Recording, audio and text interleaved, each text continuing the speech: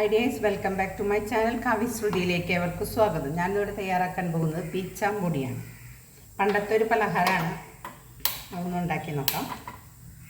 അതിനെ ആദ്യം സ്റ്റൗ കത്തിക്കാം. അതിലേക്ക് ആവശ്യത്തിന് ഉപ്പ്, ഒരു 1.5 ഗ്ലാസ് വെള്ളമാണ് അതിൽ ഒഴിച്ചേക്കണത്. ഈ കപ്പുണ്ട്. അതിലേക്ക് ഈ നല്ല നൈസായിട്ടുള്ള പത്തിരിപ്പൊടി ഇതിൽ ചേർക്കാം. തിളച്ച് കഴിഞ്ഞാൽ ഇളക്കി കൊടുക്കാം.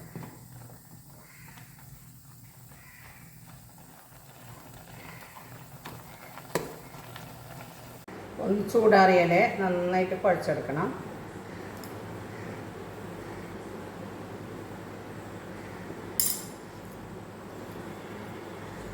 വെള്ളം ചൂടോടുകൂടി ഇതേപോലെ നന്നായി കുഴച്ചെടുക്കണം.